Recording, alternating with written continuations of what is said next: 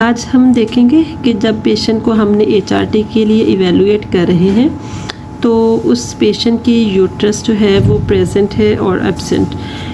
तो कल जो हमने देखा था उसमें था कि यूट्रस वाज एब्सेंट। अब जो हम आज देखेंगे एल्गोरिदम, इसमें यूट्रस इज़ प्रेजेंट। तो अगर यूट्रस जो है वो पेशेंट की इंटैक्ट है और patient is having regular bleeding और उसको पेरीमेनोपॉजल सिम्टम्स भी आ रहे हैं, तो हम उसे HRT नहीं देंगे। HRT is not indicated for the patient who is having perimenopausal symptoms लेकिन she is having regular bleeding.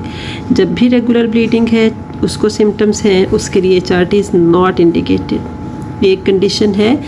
Next हम देखेंगे कि पेशेंट को जो ब्लीडिंग है वो इनफ्रीक्वेंट है और या उसकी रेगुलर ब्लीडिंग थी और उसके जो नॉन क्लिनिकल सिम्टम्स हैं वो उसको कंटिन्यूस हैं। इनफ्रीक्वेंट ब्लीडिंग के साथ उसके जो सिम्टम्स हैं वो कंटिन्यूस हैं। तो अब हमने क्या करना है, हम उसको सीक्वेंशियल कंबाइंड देंगे HRT। इसमें क्या होगा, जब सीक्वेंशियल कंबाइंड HRT देंगे तो पेशेंट जो है वो मंथली ब्लीड करेगी, ठीक है। और इसके साथ जो है पेशेंट को कॉन्ट्रासेप्शन की जो एडवाइस है वो साथ चलेगी, क्योंकि जो HRT हम कंबाइंड सीक्वेंशियल दे रहे हैं दैट इज़ नॉट कॉन्ट्रासेप्टिव, ठीक है। अब हमने इस पेशेंट को जिसकी इनफ्रीक्वेंट ब्लीडिंग थी, सिम्टम्स उसके परसिस्ट कर रहे थे, अब हमने उसको सीक्वेंशियल कंबाइंड HRT दे दी। जब ये दिया तो अब हम उसको देखेंगे कि उसको मॉनिटर करेंगे साइड इफ़ेक्ट्स के लिए और उसकी ब्लीडिंग के लिए और उसकी डोज एडजस्टमेंट करेंगे। अब इसमें फ़र्दर क्या हो सकता है, अगर तो उसके पेशेंट की जो है आपने मल्टीपल टाइम्स उसकी थेरेपी चेंज की है, उसकी जो डोज़ है वो चेंज की है and patient is not satisfied, उसको सिम्टम्स का रिलीफ नहीं है, तो आपने उसको रेफ़र करना है टू स्पेशलिस्ट केयर। एक ये हो सकता है इसका। दूसरा ये हो सकता है कि पेशेंट को आपने सीक्वेंशियल कंबाइंड HRT तो दे दी है लेकिन उसकी ब्लीडिंग जो है वो अभी तक है अनस्केड्यूल्ड है, अभी उसको रेगुलर ब्लीडिंग नहीं स्टार्ट हुई और उसकी ब्लीडिंग अनस्केड्यूल्ड है अभी तक, तो इसको भी हम रेफ़र कर देंगे टू स्पेशलिस्ट केयर। थर्ड ये होगा कि आपने पेशेंट को सीक्वेंशियल कंबाइंड HRT जो है वो स्टार्ट की, उसको मॉनिटर किया साइड इफ़ेक्ट्स के लिए, उसकी ब्लीडिंग और उसकी डोज़ एडजस्ट कर दी।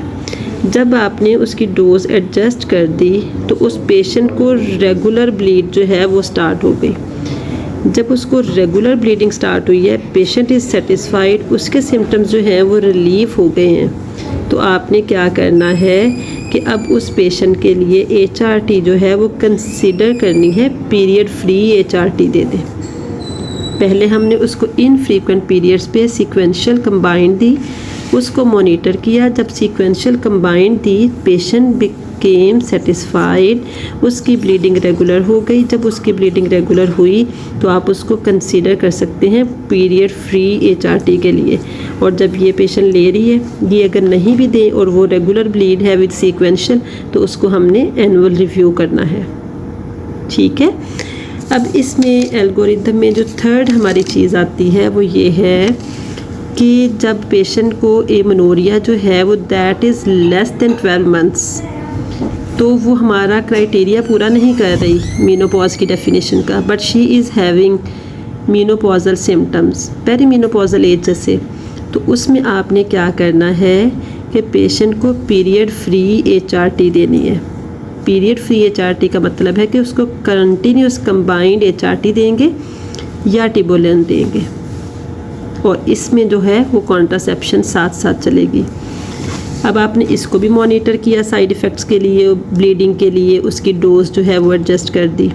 अगर तो उसकी डोज़ एडजस्ट हो गई और उसको ब्लीडिंग जो है वो अभी तक अनएक्सेप्टेबल है पेशेंट को, तो फिर हम उसे क्या करेंगे, चेंज कर देंगे HRT को, उसको क्वार्टरली या जो सीक्वेंशियल HRT है उसमें सेट कर देंगे और फिर उसको रिव्यू करेंगे एनुअल और अगर उसको जो है वो ब्लीडिंग जो है वो कंट्रोल हो गई है और देयर इज़ नो ब्लीडिंग, या ब्लीडिंग जो है वो कंट्रोल हो गई है और या वो पेशेंट को एक्सेप्टेबल है, तो इसको हम ऐसे ही जो कंटिन्यूस कंबाइंड HRT है वो देते रहेंगे, एनुअल रिव्यू करेंगे। इसको समराइज़ करेंगे इस तरह से कि इंटैक्ट यूट्रस में जब रेगुलर ब्लीडिंग है, पेरीमेनोपॉजल सिम्टम्स हैं, HRT नॉट इंडिकेटेड। जब इनफ्रीक्वेंट ब्लीडिंग है तो हम उसको कंटिन्यूस उसके सिम्टम्स हैं तो उसको सीक्वेंशियल कंबाइंड HRT देना है। और जब उसको लेस दैन 12 मंथ्स का एमेनोरिया है और उसका पीरियड जो है वो उसको फ्री HRT देनी है, कंटिन्यूस कंबाइंड HRT। कन्फ्यूजन जो है वो हमें इन दो जगहों पे होती है कि जब पेशेंट को इनफ्रीक्वेंट ब्लीडिंग है तब हमने उसको सीक्वेंशियल कंबाइंड HRT देनी है, और जब उसको amenorrhoea is less than 12 months तो उसको हमने कंटिन्यूस कंबाइंड HRT देनी है।